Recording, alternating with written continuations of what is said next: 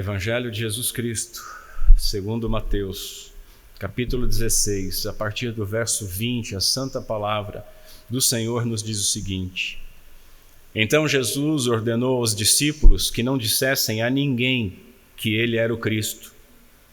Desde esse tempo, Jesus começou a mostrar aos seus discípulos que era necessário que ele fosse para Jerusalém, sofresse muitas coisas nas mãos dos anciãos, dos principais sacerdotes e dos escribas, fosse morto e no terceiro dia ressuscitasse.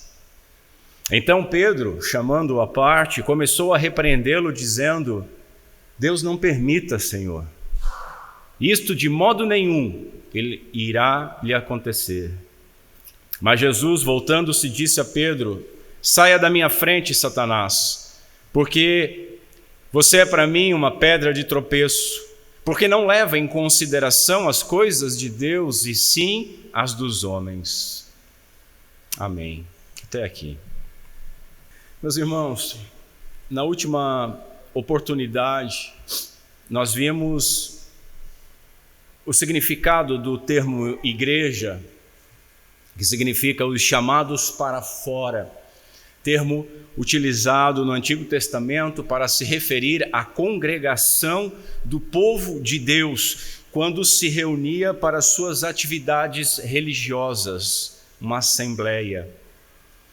Aprendemos que quem edifica a igreja é o nosso Senhor e Salvador Jesus Cristo, e que portas do inferno deve ser traduzido e deve ser entendido como portas do Hades, lugar para onde todos iam após a morte, e que elas não prevalecem contra a igreja por causa de Cristo, porque Cristo, por meio da sua morte e ressurreição, venceu o poder da morte, e ela hoje não pode mais aprisionar o seu povo.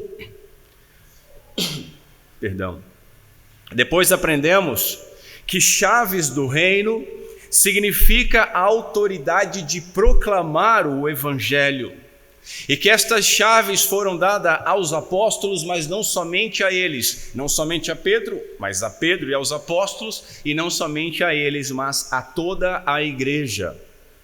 Aprendemos que ligar e desligar significa tanto declarar aquilo que era lícito ou proibido, esta uma prerrogativa exclusiva e temporal dos apóstolos, porque eles foram inspirados por Deus para fazerem estas coisas e registrarem estas coisas, e nós as temos hoje no Novo Testamento.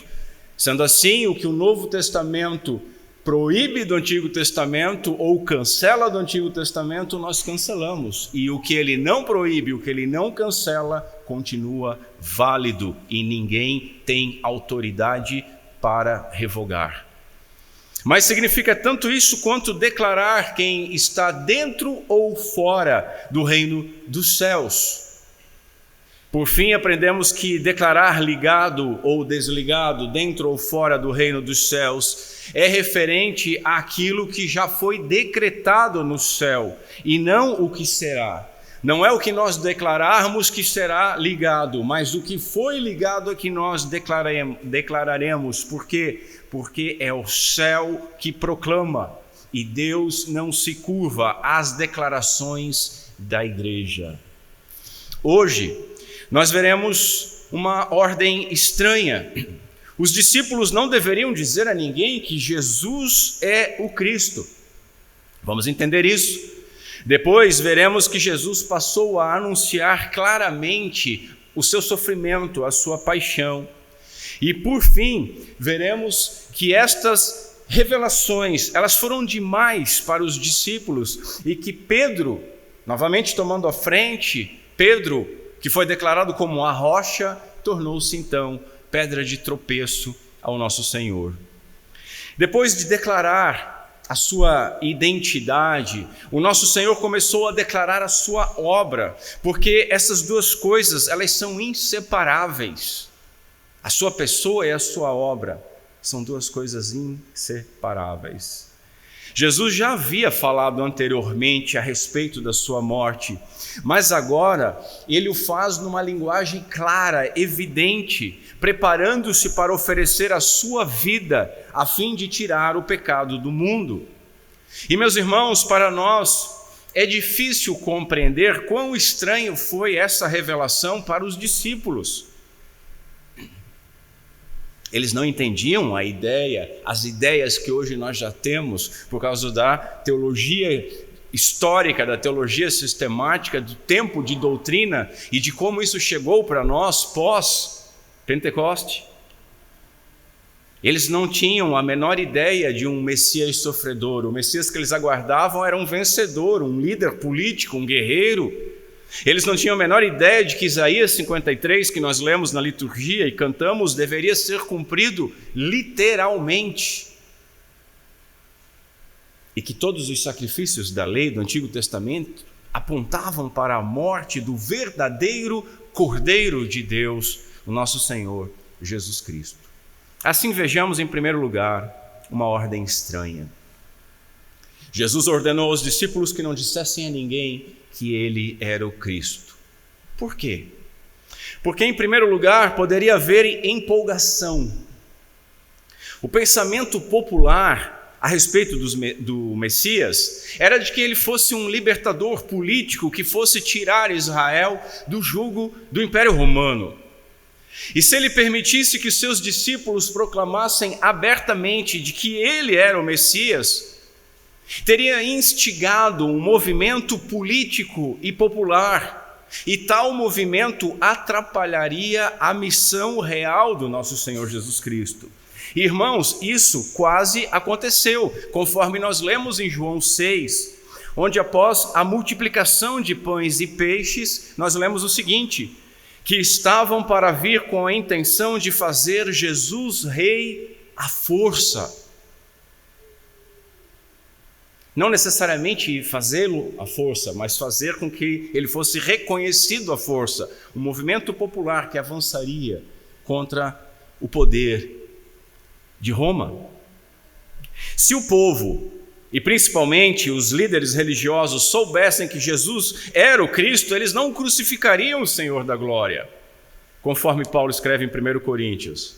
Mas, meus irmãos, Jesus veio para servir como servo sofredor. Ele não veio para ser servido, não nesse momento da história da redenção, não no seu momento de humilhação. Eles tentariam, assim, obstruir o caminho da própria salvação, que foi exatamente o que Pedro tentou fazer. Mas também, em segundo lugar, haveria um desnecessário conflito antecipado. Se os apóstolos tivessem proclamado que Jesus era o Messias antes da hora, os seus adversários, eles iriam se opor ao Senhor, perseguiriam ele com mais intensidade e tentariam matá-lo antes da hora. Mas havia um momento específico. Era perigoso divulgar para uma multidão de opositores aquilo que seria mal utilizado por eles. Jesus vai dizer o seguinte: é chegada a hora de ser glorificado o Filho do Homem. Quando ele diz isso, depois que os gregos pediram para conhecê-lo, lá em João capítulo 12, é chegada a hora de ser glorificado o Filho do Homem. Ou seja, a sua morte, ela aconteceria em um tempo determinado, a plenitude do tempo. Quem estava sob o controle da morte do nosso Senhor era o nosso Senhor, meus irmãos. Não era o Império Romano, não eram os líderes judeus, não era o traidor, não era ninguém, senão o nosso Senhor. E uma divulgação antes da hora atrapalharia isso. Eles deveriam proclamar essas verdades a respeito de Jesus somente depois da sua morte, ressurreição e ascensão. Porque então o sinal de Jonas, que Jesus falou que seria o único sinal que ele daria, já teria se cumprido. E mais que isso, a promessa do derramamento do Espírito Santo também teria se cumprido, ele teria sido enviado, e a mensagem então, ela seria proclamada com poder. Com poder. Também, em terceiro lugar, era necessário mais instrução, e isso nós vamos ver bastante nessa manhã. Se nós compararmos os versos 13 a 20 com os versos 21 a 23, faça isso depois, nós veremos que a compreensão dos apóstolos naquele momento da história da salvação era muito limitada. Eles tinham conceitos, mas era limitado. Pedro e os apóstolos, eles entendiam, mas não entendiam. Eles entendiam mais do que a multidão, mas eles não entendiam aquilo que eles passaram a entender depois. Aquilo que eles passaram a entender quando o evangelho é registrado. Aquilo que eles passaram a entender quando o Espírito Santo de Deus os utilizou no livro de Atos, conforme o registro do livro de Atos. Aquilo que hoje nós compreendemos. Eles somente alcançariam esse pleno entendimento sobre Jesus depois da ressurreição. Era preciso, meus irmãos, que a obra estivesse completa. Era preciso também o cumprimento da promessa do derramamento do Espírito, porque somente então eles estariam capacitados para proclamar Cristo ao mundo, para proclamar ao mundo que Jesus era o Cristo. Lembram que Jesus mesmo deu essa instrução após a ressurreição: permaneçam em Jerusalém, até que do alto sejais revestidos de poder. Não é no braço da carne que se faz as coisas, não é na boa intenção, não é na boa vontade, não é na retórica, não é na oratória, e não é utilizando um pretenso livre-arbítrio mal interpretado do povo. É no poder do Espírito Santo. A dependência do Espírito Santo, ela fica evidente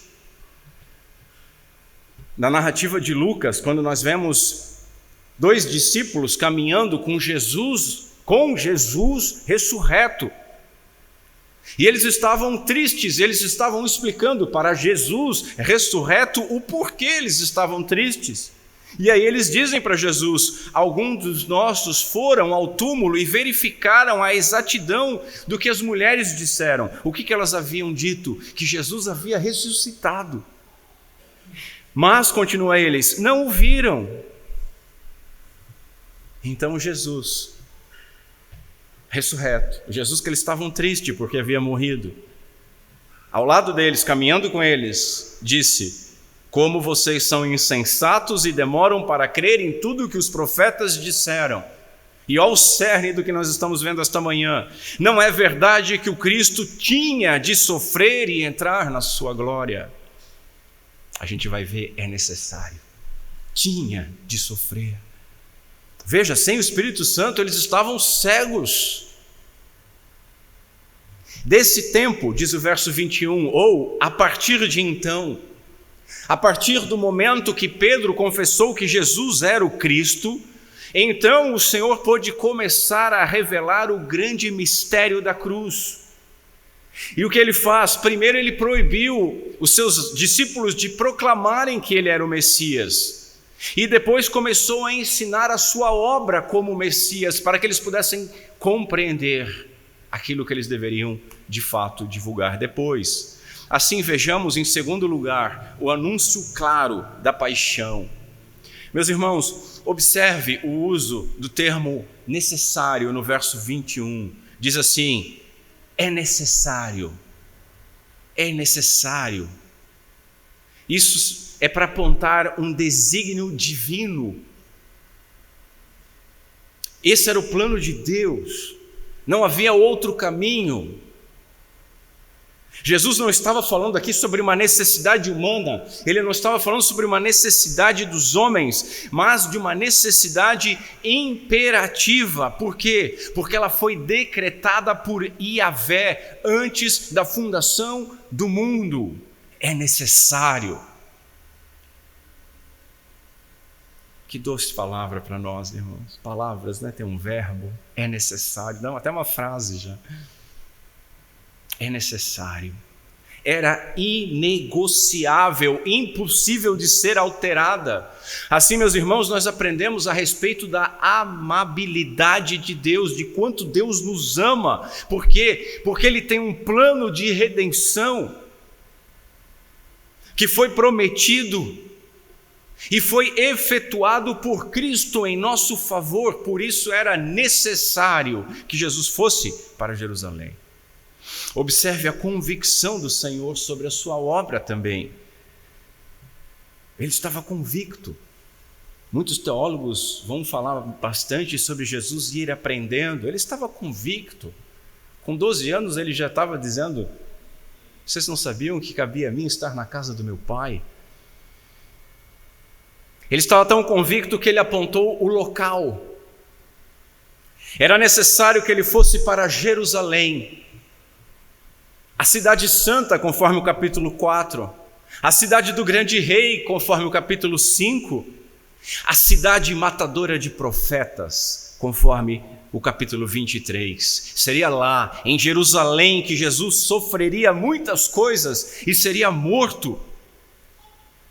Em determinado momento, Jesus afirmou o seguinte: importa, porém, caminhar hoje e amanhã e no dia seguinte, para que não suceda que morra um profeta fora de Jerusalém.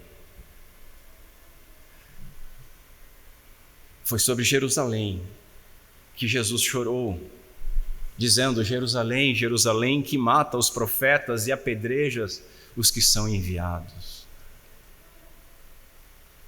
Jesus, ele deveria morrer em Jerusalém.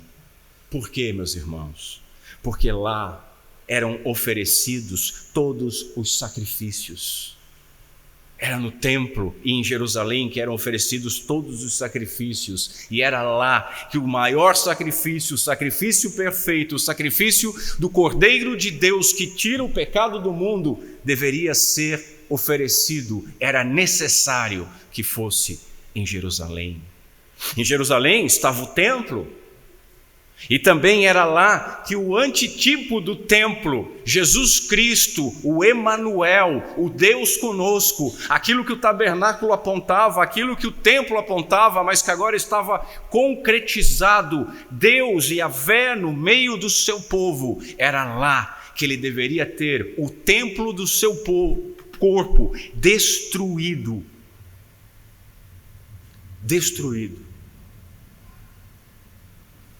Ele também falou a respeito dos inimigos.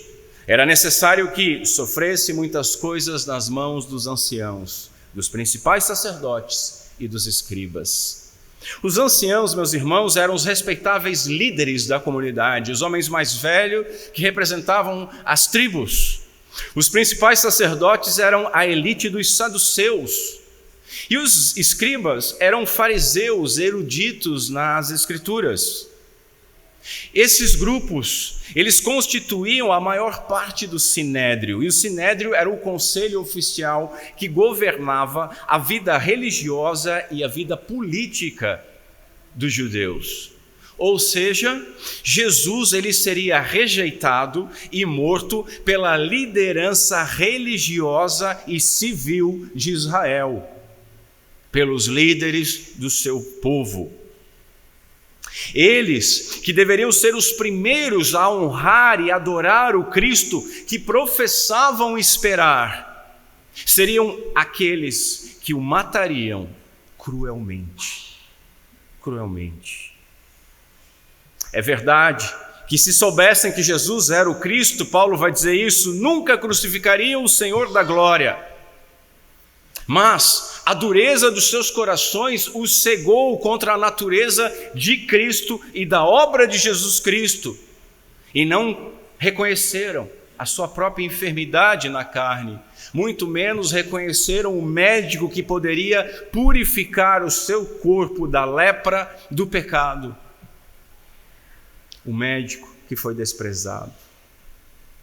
Mas Jesus fala também do sofrimento. Era necessário que sofresse muitas coisas e fosse morto. Era necessário que o Rei dos Reis fosse humilhado e espancado. Era necessário que o Todo-Poderoso fosse desdenhado. Era necessário que o Filho do Deus vivo fosse blasfemado. Era necessário que a própria vida, aquele que tem a vida em si mesmo, fosse assassinado de maneira cruel e violenta. Meus irmãos, Jesus, ele desceu do seu trono e se encarnou na nossa natureza a fim de morrer pelo nosso pecado, cumprindo assim o pacto das obras e selando assim o pacto da graça.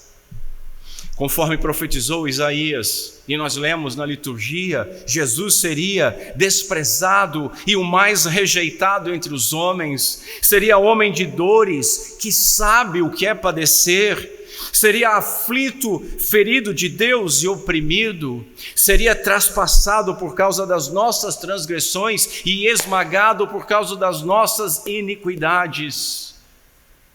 A ira divina o destruiria, pois Yahvé faria cair sobre ele a iniquidade de todos nós. E ainda assim ele ficaria como ovelha muda diante dos seus tosqueadores. Meus irmãos, Jesus não apenas morreria, mas era necessário que primeiro sofresse muitas coisas e somente depois fosse morto. A Yahvé agradou esmagá-lo, fazendo sofrer. Nós cantamos isso. A Yahvé agradou esmagá-lo. O justo seria morto pelos injustos e pelas mãos dos injustos. O inocente seria condenado pelos ímpios para salvar pecadores. Mas, dentre todas essas trevas, havia uma luz, havia a vitória. Era necessário que no terceiro dia ressuscitasse. Era necessário que ele ressuscitasse. Jesus falou da sua morte na cruz e do sofrimento que o levaria até a cruz, mas também falou da alegria que lhe estava proposta, conforme lemos em Hebreus capítulo 12. Jesus, em troca da alegria que lhe estava proposta, suportou a cruz sem se importar com a vergonha e agora está sentado à direita do trono de Deus. Amém e aleluia. A sua morte não seria o capítulo final da sua vida, mas o início da sua e meu irmão, meus irmãos, o início da nossa vitória. Puritano Matthew Henry escreve: é assim que devemos considerar o sofrimento de Cristo por nós, observá-lo no caminho para a sua glória. O caminho do Calvário era o caminho para a sua glória, e assim nós também devemos considerar o nosso sofrimento por Cristo, olhar através dele para a compensação da recompensa. Conforme Paulo escreve em 2 Timóteo, se morrermos com ele, também com ele viveremos. Se sofrermos, também com ele reinaremos. Se sofrermos por ele, com ele também reinaremos. O segundo pacto, meus irmãos, é anterior ao primeiro. O pacto da graça antecede o pacto das obras. E aí, novamente, eu vou citar Matthew Henry, que diz assim: a razão pela qual Jesus falou de seus sofrimentos era para mostrar que eles eram resultado de um conselho e consentimentos eternos. Eles tinham sido combinados entre o Pai e o Filho desde a eternidade. Era necessário que Cristo sofresse. A questão foi decidida no conselho do conhecimento prévio determinados, de acordo com a sua própria disposição voluntária de realizar a nossa salvação. Conhecimento prévio, determinado, de acordo com a sua própria disposição voluntária de realizar a nossa salvação. Meus irmãos, nós aprendemos assim que a origem da nossa salvação está na vontade soberana do Pai, na infinita eficácia do sangue do Filho e no poder do Espírito. E que Jesus, ele sabia o que enfrentaria e deixou isso bem claro. Era necessário que Jesus sofresse. Contudo, pergunta Paulo, quem é suficiente para estas coisas? Aos discípulos, essa concepção de servo sofredor era impensável. Como Deus permitiria que o seu filho sofresse estas coisas? Eles não podiam entender isso ainda. E aí Pedro dá consideração, voz à consideração das coisas dos homens. Em terceiro lugar, nós vemos então que a rocha tornou-se pedra de tropeço. Vemos o discípulo repreendendo o mestre. Que coisa patética. Pedro se imaginou maior do que ele era. Talvez o seu ego foi inflado com o elogio que recebeu, com a bem-aventurança que recebeu, estufou seu peito e achou que agora ele poderia falar com o Senhor de igual para igual. O discípulo então quis ensinar, e não somente ensinar, mas repreender o mestre. Para ele, o Messias era uma pessoa gloriosa e jamais deveria ou poderia ser rejeitado. Irmãos, os apóstolos precisavam mais do que isso, eles necessitavam de mais instrução, porque eles não compreendiam o plano de Deus neste momento. Pedro, ele literalmente diz: misericórdia de ti, Senhor. Que Deus te seja misericordioso, porque isso não deve acontecer e não acontecerá. Literalmente é isso que ele está dizendo. Isto não deve acontecer e não acontecerá. O que é o homem, né, irmãos? O que é o homem? É o mesmo Pedro que vai dizer: jamais te negarei. O que é o homem? É o mesmo Pedro que vai dizer: estou disposto a morrer contigo. E Jesus ainda vai ter que falar para ele: eu vou orar pela tua conversão. Somos Pedro, irmãos. Somos Pedro.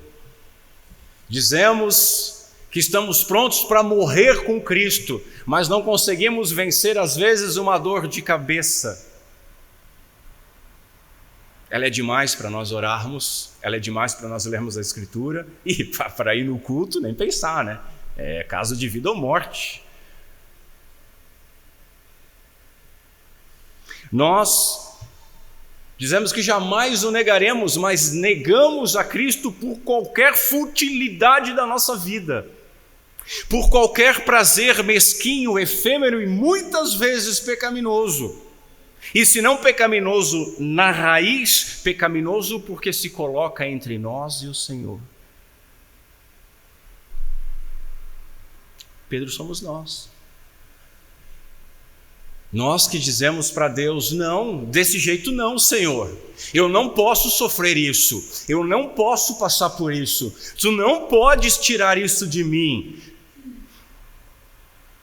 É o servo constantemente querendo ensinar ao Senhor da glória, repreender o Senhor da glória, dar ordens ao Senhor da glória. E não acontecerá. Irmãos, isso é uma expressão forte. Para Pedro, a ideia de que Jesus era o Messias, que ele acabou de confessar, excluía completamente a ideia de sofrimento e de uma morte violenta. Na cabeça dele, essas duas coisas eram opostos, antagônicos e irreconciliáveis. E é compreensível que Pedro tenha se apavorado. Nós lemos em 1 Coríntios: na sabedoria de Deus o mundo não o conheceu por sua própria sabedoria. A sabedoria humana não pode conhecer os mistérios de Deus. Necessita de ser revelados por Ele. Continua o texto: porque os judeus, prestam atenção, porque os judeus pedem sinais e os gregos buscam sabedoria. Mas nós pregamos Cristo crucificado. E o que é Cristo crucificado? Escândalo para os judeus e loucura para os gentios, ou gregos, ou não judeus. Escândalo. Escândalo. Ainda hoje, meus irmãos, a morte de Jesus é incompreensível. é tropeço e é escândalo. Sem o Espírito Santo de Deus agindo, regenerando os corações, a cruz de Cristo é escândalo. Ímpios hoje zombam, questionando como que um pobre judeu crucificado em uma cruz há 2000 anos pode salvar alguém. Agora, o grande problema, meus irmãos, é que essa impiedade tem entrado nas igrejas por meio de teologias progressistas e liberais que primeiro questionam, depois diluem e por fim negam a necessidade da expiação, do aplacamento da ira de Deus. Não, Deus é amor. Negam a necessidade da morte substitutiva. Negam o pacto traçado antes da fundação do mundo. Negam a justificação. Negam que somos justificados por meio do sangue de Jesus Cristo. Assim, vemos a falta de entendimento do Messias sofredor. Essa falta de entendimento fez Pedro tropeçar. Irmãos, pensa comigo. Se Jesus não fosse para a cruz, ele não seria capaz de concluir a sua missão como Messias. E aí Sproul vai dizer assim: não haveria então salvação do pecado, incluindo o pecado de arrogância que Pedro estava cometendo naquele momento. Então Pedro estava se colocando entre o eterno desígnio de Deus e não compreendendo que aquilo que ele achava que era bom seria sua condenação eterna. Há uma imagem, depois eu falo sobre isso. A falta de entendimento de um Messias sofredor fez Pedro tropeçar. Puritano John Bunyan, na sua obra O Peregrino, pós-Pentecostes, compreendeu isso muito bem e deixou isso narrado para as nossas crianças lerem. Os irmãos lembram? O miserável, outrora se chamava miserável, agora era o cristão. O cristão andava com um fardo pesadíssimo às suas costas. Quando o cristão chega perto da cruz, ele não solta esse fardo, mas o fardo se solta dos seus ombros, caindo e rolando para dentro de um sepulcro. Cruz, sepultura, morte. E ele, com o coração repleto de alegria, disse aquilo que para Pedro naquele momento ele não compreendia: Jesus me deu descanso através das suas dores e me deu vida através da sua morte. E é isso que nós devemos proclamar, meus irmãos. Jesus nos deu descanso através das suas dores. Era necessário que ele fosse para Jerusalém e padecesse muitas coisas. E ele nos deu vida através da sua morte e fosse morto, e ao terceiro dia ressuscitaste. Pedro falhou, porque lhe faltava o entendimento suficiente da obra de Jesus. E assim, meus irmãos, nós aprendemos que um discípulo verdadeiro de Cristo, como Pedro, alguém que recebeu iluminação divina de Deus, o Pai, como Pedro recebeu para poder confessar que Jesus era o Cristo, alguém assim, que possui de fato uma fé sincera, ainda pode carregar uma imensa ignorância espiritual, não compreendendo as coisas de Deus.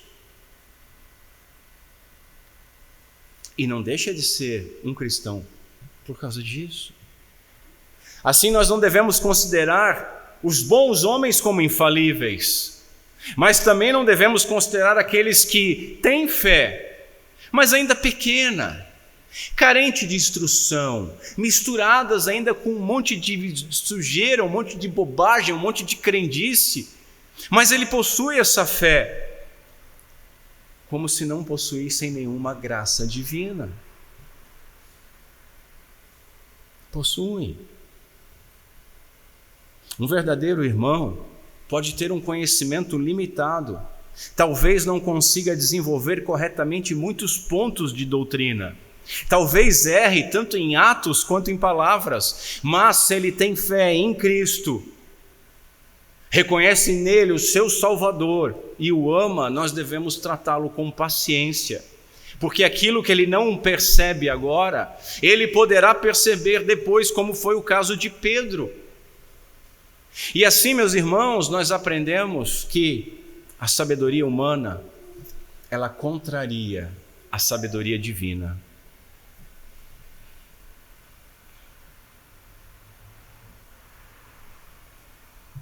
Pedro, ele não pensava nas coisas de Deus, antes ele pensava como um homem. Como um homem.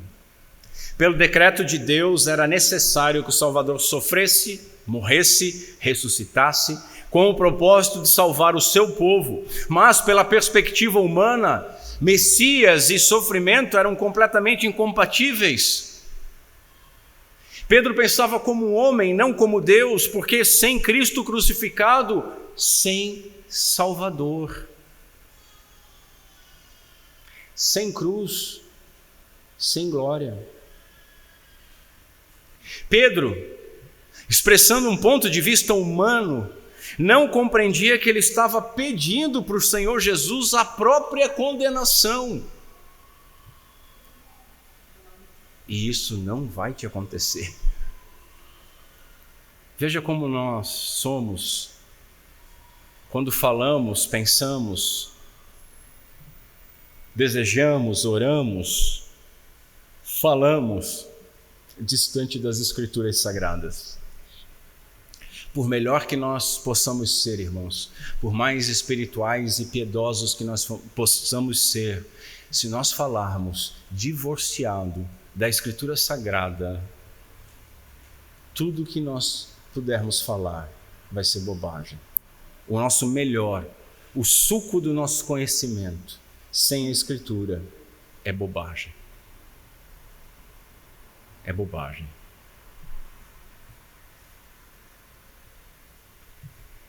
Ele não compreendia que estava pedindo a própria condenação. Ele quis discutir. O servo quis discutir com o Senhor. O discípulo quis ensinar ao mestre. Nós fazemos isso, mas quem é o homem para discutir com o Criador? Isaías 55 nós vamos ler: diz Yahvé, os meus pensamentos não são os vossos pensamentos, nem os vossos caminhos os meus caminhos. Porque assim como os céus são mais altos que a terra, assim os meus caminhos são mais altos que os vossos caminhos, e os meus pensamentos mais altos que os vossos pensamentos. Quem é o homem para discutir com Deus?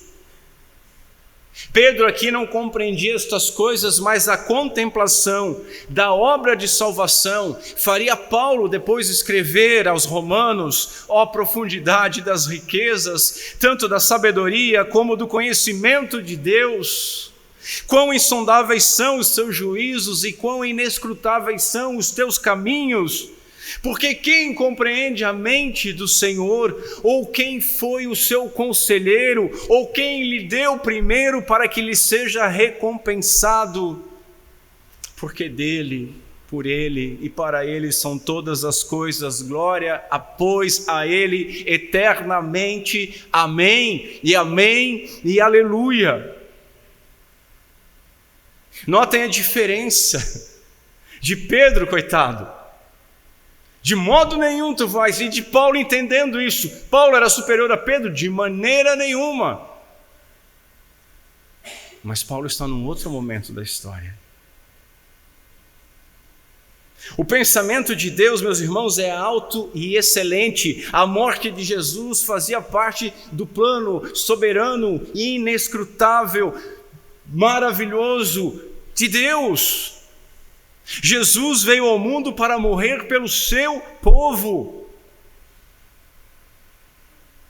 E mesmo aquele que disse e apontou, eis o Cordeiro de Deus, que tira o pecado do mundo, também não compreendia essas coisas. Qualquer pessoa que tentasse impedi-lo estaria fora da vontade de Deus. Qualquer pessoa que tentasse impedir Jesus de ir à cruz estaria fora da vontade de Deus, estaria fazendo o trabalho de Satanás. E é isso que eu ia falar ainda há pouco que cabe melhor aqui. A igreja carente de Bíblia, muitos líderes analfabetos de Bíblia, fazem uma bagunça com a crucificação de Cristo e o reino das trevas.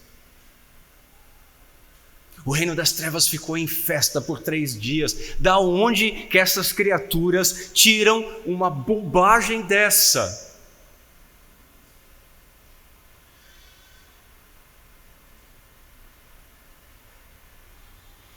Da onde?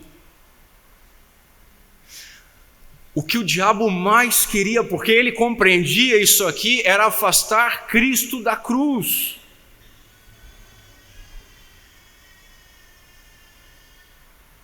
E Pedro estava fazendo isso agora. Qualquer pessoa que tentasse impedir Cristo de ir para a cruz estaria contra o desígnio de Deus e fazendo a vontade do Senhor das trevas. Pedro pensou como um homem, e pensando como um homem, ele fez o jogo de Satanás. Contudo, diz Isaías, agradou ao Senhor feri-lo. Jesus mesmo disse, orando, o que direi? Pai, salva-me desta hora? Não, pois foi precisamente com este propósito que eu vim. João 12.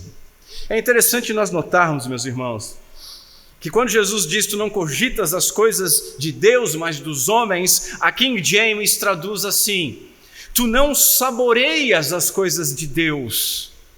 Eu achei maravilhoso essa tradução e pode ser traduzido assim, não saboreias as coisas de Deus.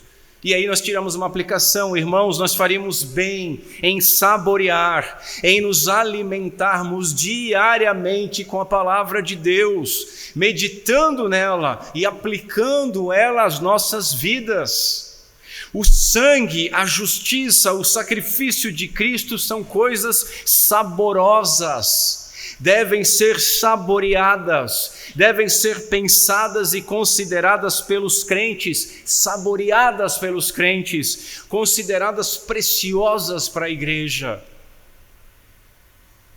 Nós relembramos elas todo dia do Senhor, na mesa, na ceia do Senhor. Contudo, nós devemos lembrar destas coisas diariamente. Não basta o domingo, não basta o dia do Senhor. Que possamos saborear diariamente. Vemos aqui ainda o desafio das vozes contrárias. Meus irmãos, quando nós somos chamados a fazer alguma coisa pelo reino que nos coloque em perigo, as pessoas que mais se esforçam para mudar a nossa opinião, geralmente são aquelas que mais nos amam. Talvez eu já tenha passado por isso, eu já passei por isso. Familiares e amigos, eles vão nos aconselhar a pensar melhor. Veja bem, pensa direitinho, você está se colocando sobre risco, isso é difícil, isso é complicado, a tua vida vai piorar.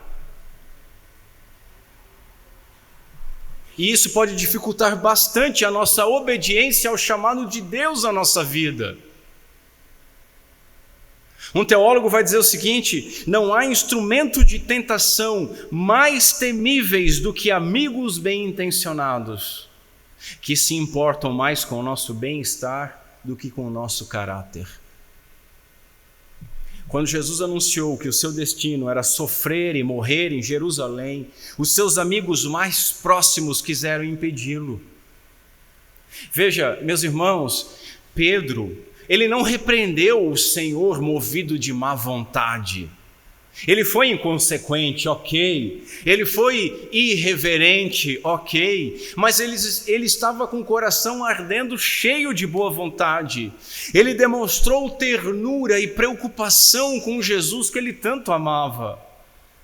Nós devemos então, meus irmãos, considerar mais o que é nos dito do que quem fala. Porque as pessoas que nos amam, com boa intenção, podem tentar nos afastar do caminho do Senhor.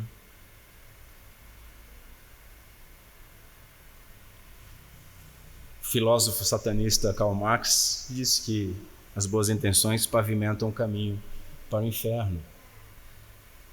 A pessoa não está fazendo por mal. Pedro não estava fazendo por mal.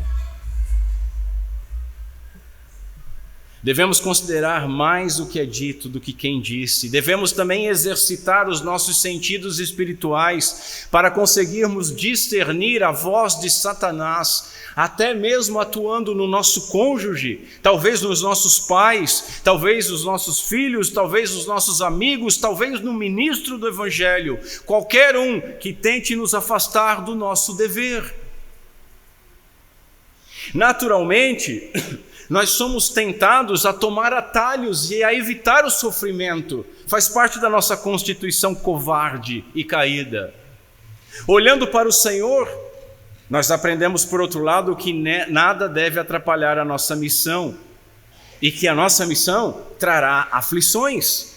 Afinal de contas, o próprio Senhor Jesus, logo à frente, diz, e a gente vai ver nas próximas ministrações, Jesus ainda disse aos seus discípulos: se alguém quer vir após mim, negue a si mesmo, tome a sua cruz e siga-me. Pois quem quiser salvar a sua vida, a perderá, e quem perder a vida por minha causa, a achará. Ora, Paulo escreveu: porque a vós foi concedido em relação a Cristo o privilégio de não somente crer nele, mas também de padecer por ele. Em outro lugar, Paulo diz: na verdade, todos os que querem viver piedosamente em Cristo Jesus serão perseguidos. Contudo, o nosso Senhor Jesus nos consola, dizendo: falei essas coisas para que em mim vocês tenham paz. No mundo vocês passarão por aflições. Note, é uma certeza. No mundo vocês passarão por aflições, mas tenham coragem, eu venci o mundo. Portanto, meus irmãos, não busquemos atalhos, não busquemos caminhos suaves para o sucesso e muito menos para a salvação. A nossa vida passa pela cruz. Nenhuma cruz, nenhuma coroa. Portanto, vemos ainda que o pensamento caído é escândalo, é pedra de tropeço. Verso 23, Jesus voltando-se disse a Pedro: sai da minha frente, Satanás, você é para mim uma pedra de tropeço ou uma pedra de escândalo. Essa dura repreensão, ela contrasta com a bem-aventurança que Jesus havia proclamado lá no verso 17 e 19. Veja, a rocha tornou-se uma barreira, a rocha tornou-se uma pedra de tropeço. Contudo, Jesus, note, ele não estava chamando Pedro de Satanás. Jesus também não estava dizendo que Pedro estava possesso, endemoninhado por Satanás. Mas o que Jesus está fazendo? Ele afirmou que Pedro, que primeiro foi o porta-voz dos apóstolos, agora Pedro estava sendo o porta-voz de Satanás. Porta-voz de Satanás. Por quê? Porque Pedro ofereceu exatamente a mesma tentação que Satanás ofereceu para Jesus no deserto, no capítulo 4. O que Satanás ofereceu? O reino sem a cruz. O reino sem o sofrimento.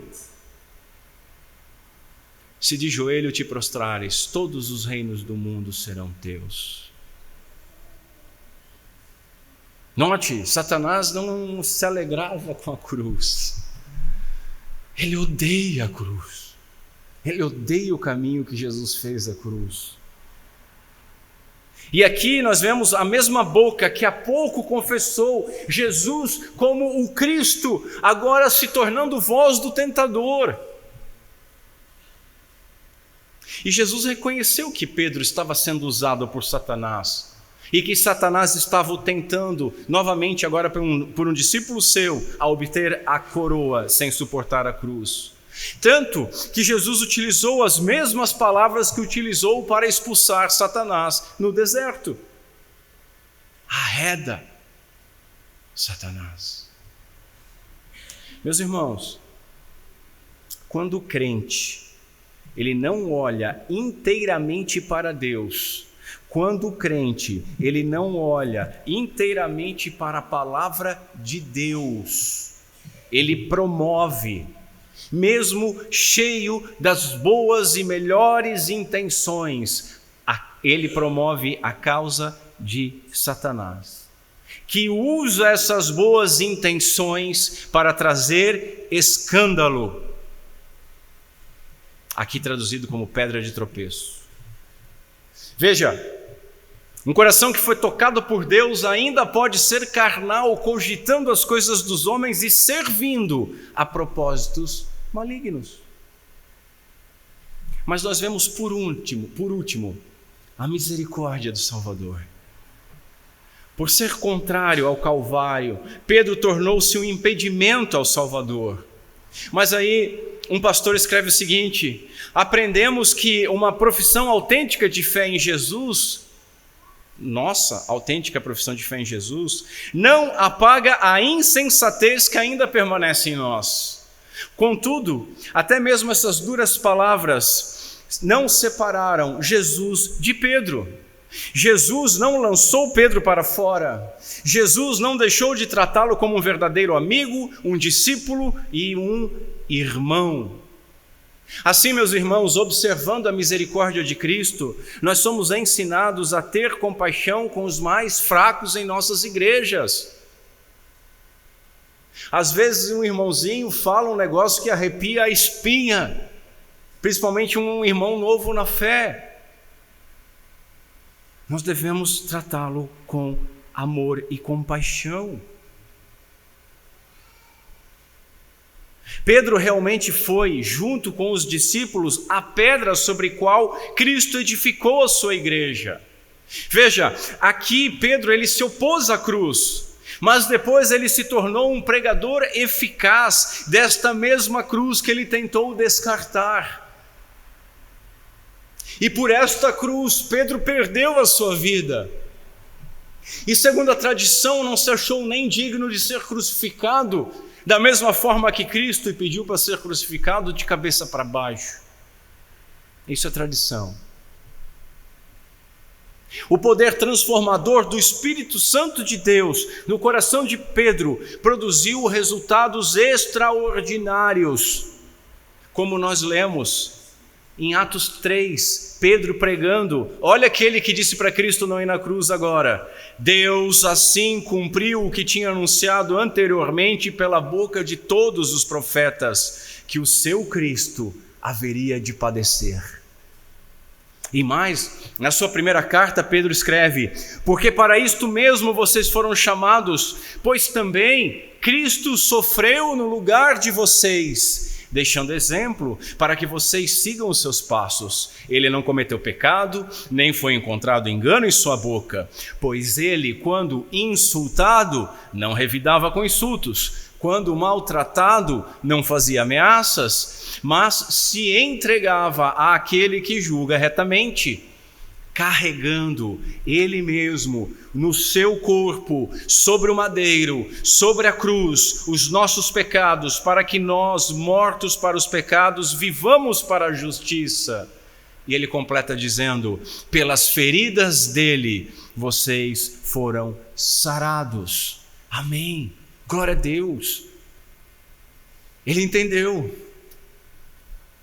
Cristo não o afastou. Que glória que nós temos nesses textos. E meus irmãos, Cristo não nos afasta. E não afasta nenhum dos nossos irmãos mais simples.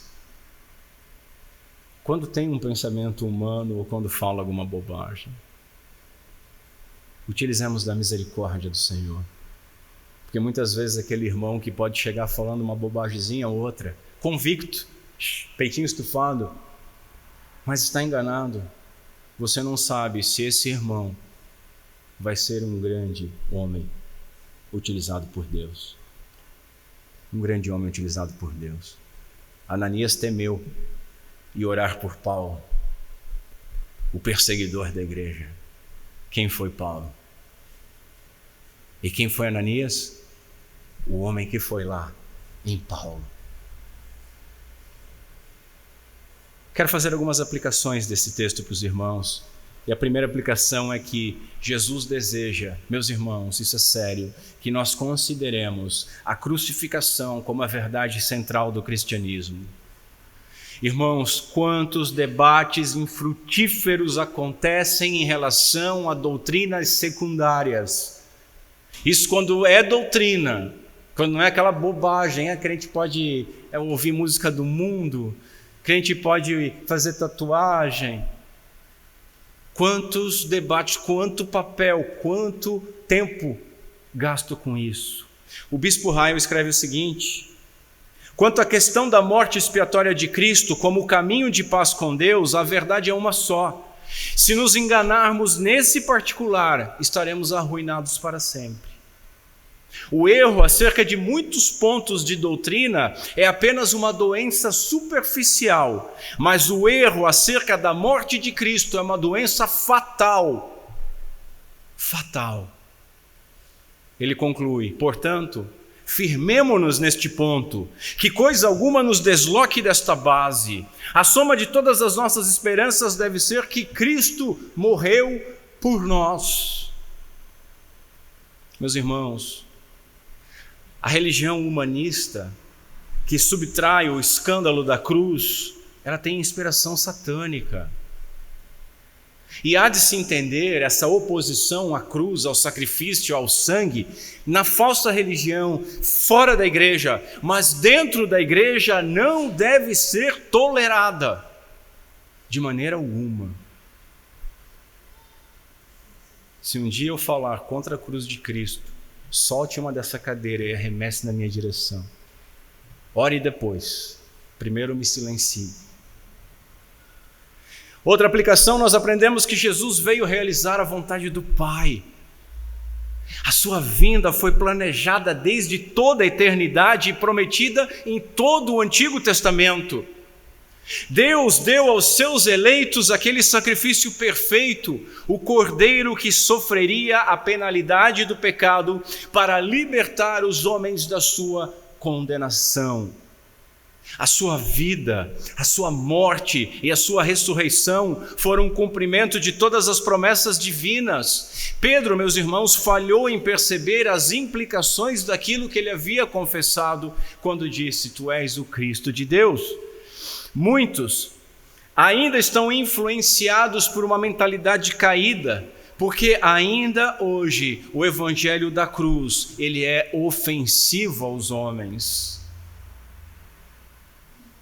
Mas nós amamos o evangelho da cruz e até morrer nós vamos proclamá-lo.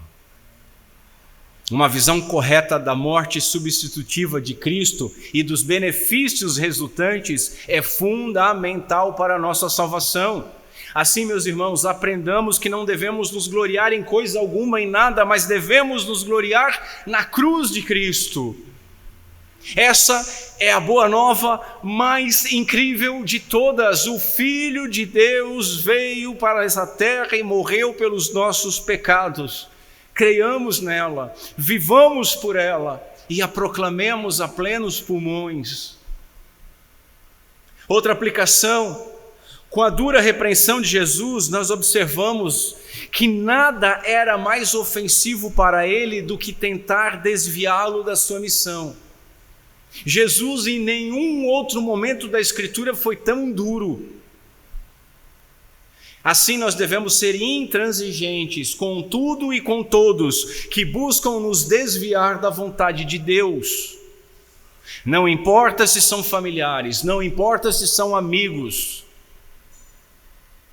Jesus, diz a Sagrada Escritura, embora fosse filho, aprendeu a obediência pelas coisas que sofreu, e tendo sido aperfeiçoado pelas coisas que sofreu, tornou-se o autor da salvação eterna para todos os que lhe obedecem.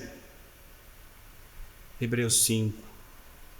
Irmãos, Cristo foi aperfeiçoado pelo sofrimento, não seríamos nós também?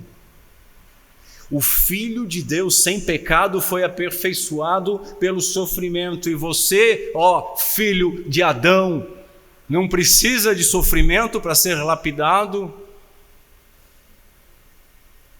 O caminho da glória passa pela estrada do sofrimento.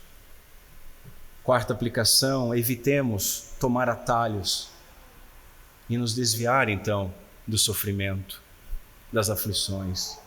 A vida cristã envolve sacrifício, carregar diariamente a nossa cruz, e nós vamos ver isso na próxima oportunidade. O que significa isso?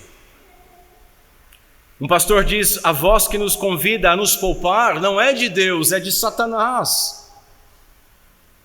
O caminho que nós fomos chamados é apertado, a porta é estreita. Cristo, meus irmãos, não foi coroado com espinhos para que nós vivamos andando num mar de rosas sem espinhos. Mas, se a nossa vida não é um mar de rosas, nós lembremos que o jugo de Cristo é leve e é suave. Os irmãos lembram da imagem do jugo?